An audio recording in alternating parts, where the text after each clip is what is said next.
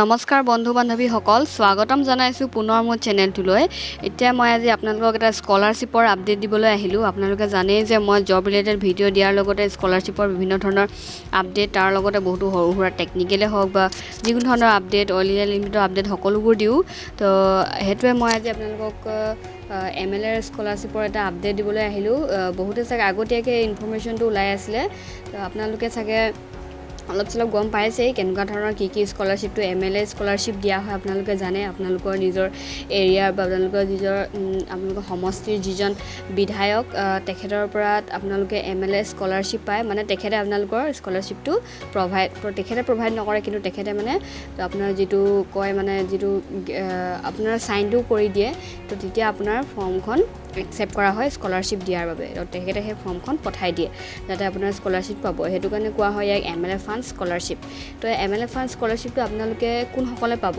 আপোনালোকে 10 পাছ যদি কৰিছে, 12 পাছ যদি কৰিছে, বা আপোনালোকে যদি আণ্ডাৰ গ্ৰেজুৱেট ষ্টুডেণ্ট, আপোনালোকে ডিগ্ৰী কোৰ্চ কৰি আছে বা আপোনালোকে MA কৰি আছে, তথাপিতো আপোনালোকে পাব পাৰিব।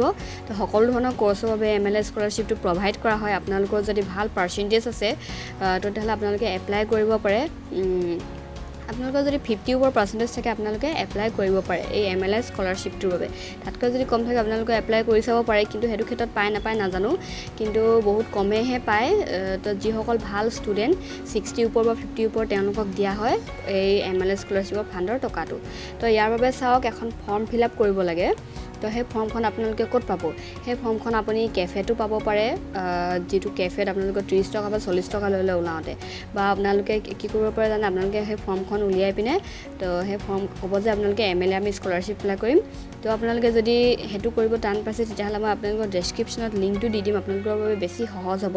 তো আপোনালোকে যদিও এই ডেছক্ৰিপশ্যনৰ লিংকখন কপি কৰিব লৈ পিনে উলিয়াব নিবিচাৰে তেতিয়াহ'লে আপুনি এখন ফৰ্মে ওলাই ল'ব আৰু লগৰবোৰ সকলোৰে মাজত আপোনালোকে জেৰক্স কৰি ল'ব, তেতিয়া বেছি সহজ হয়। তাৰপৰা আপোনালোকে যদি বিচাৰে তেতিয়াহ'লে মই ডেছক্ৰিপশ্যনত লিংকটো দি দিম। আপোনালোকে সেই ডেছক্ৰিপশ্যনৰ পৰা লৈ পিনে লিংকটো লৈ পিনে আপোনালোকে তাত ক্লিক কৰি পিনে আপোনালোকে ফৰ্মখন ডাউনলোড কৰিব পাৰে আৰু ফৰ্মখন প্ৰিণ্ট আউট কৰি উলিয়াব পাৰে। তো MLA ফাণ্ডৰ স্কলাৰশ্বিপত কিমান টকা দিয়া হয়? আপোনালোকৰ 5,000 টকাৰ পৰা ষ্টাৰ্ট হয়, 5,000, 6,000, 7,000, মিনিমাম মানে 10,000লৈকে দিয়া হয়। তাতকৈ বেছি নিদিয়ে চাগে এইটো স্কলাৰশ্বিপত। তো আপুনি এতিয়া যদি 10 পাছ কৰিছে বা আপুনি 12 পাছ কৰিছে বা আপুনি এজন আণ্ডাৰ গ্ৰেজুৱেট ষ্টুডেণ্ট হয়, তেতিয়াহ'লে আপোনালোকে এপ্লাই কৰিব পাৰে।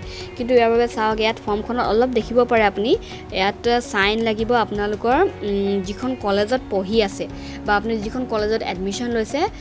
আপোনালোকৰ যদি ফৰ্ম ফিল আপ ইতিমধ্যে হৈ গৈছে, যদি নাই হোৱা আপুনি ৱেইট কৰিব পাৰে। আপোনাক এই স্কলাৰশ্বিপত 3 মাহ সময় দিয়া হয়।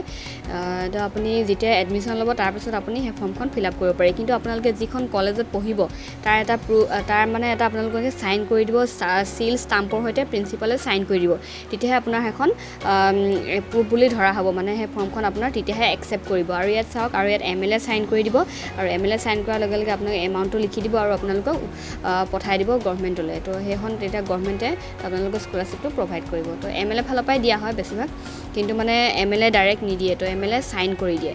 তাৰপাছত ইয়াৰ বাবে কি ডকুমেণ্টছ লাগিব? এতিয়া আপুনি যদি 10 পাছ কৰিছে, আপোনালোকৰ 10 পাছৰ যিখিনি চাৰ্টিফিকেট লগত আপুনি দিব লাগিব চাগে। আপুনি যদি BPL কাৰ্ডটো দিব পাৰে, বেছি ভাল। যদি আপুনি BPL নহয় APL হোল্ডাৰ, তেতিয়াহ'লে APL কাৰ্ডটো দিব পাৰে। বা আপুনি যিটো কলেজত এডমিশ্যন লৈছিলে ফিজ ৰিচিপ্টটো সেইটো দিব পাৰে। আপোনাৰ যদি আধাৰ কাৰ্ডৰ ডিটেইলছ ইয়াত ফিল কৰে, তো আপুনি আধাৰ কাৰ্ডটো দিব পাৰে লগত। তাৰপাছত আপোনাৰ কলেজৰ যিটো আই কাৰ্ড সেইটো দিব পাৰে। এতিয়া আপুনি মানে এডমিশ্যন ল'ব। এতিয়াও চাগে বহুত কলেজৰ এডমিশ্যন হোৱাই নাই, তো ফৰ্ম ফিল আপটো হৈছেহে। তো সেইটো কাৰণে অলপ আপোনালোকে চাগে ৰ'ব লাগিব, কিন্তু কিছুমানৰ ক্ষেত্ৰত যিবোৰ হ'ল আপোনালোকে কৰিব পাৰে। তাৰপাছত আপোনালোকৰ যিবোৰ ডকুমেণ্টছ, আপোনালোকৰ পাছ চাৰ্টিফিকেট, মাৰ্কশ্বিট, তো আপোনালোকে সেইবোৰ দিব পাৰে। আৰু আপোনালোকৰ কি খুজিব, আপোনালোকৰ খবৰ কৰি চাব পাৰে ভালদৰে। আপোনালোকৰ যদি MLA ওচৰত আপোনালোকৰ অফিচ আছে, তো MLA অফিচত দিব লাগে, কিছুমানৰ কোৰ্টত জমা দিব লাগে কয়। তো আপোনালোকে এৰিয়া চাই হয়। তো আমাৰ এইটো যিটো ডিগবৈ এৰিয়াত, তো এই ডিগবৈ এৰিয়াত আপোনালোকৰ ইয়াত MLA অফিচত গৈ জমা দিব লাগে। তাৰ বাহিৰে বাকীবোৰত আপোনালোকক কি ভালদৰে খবৰ কৰি ল'ব।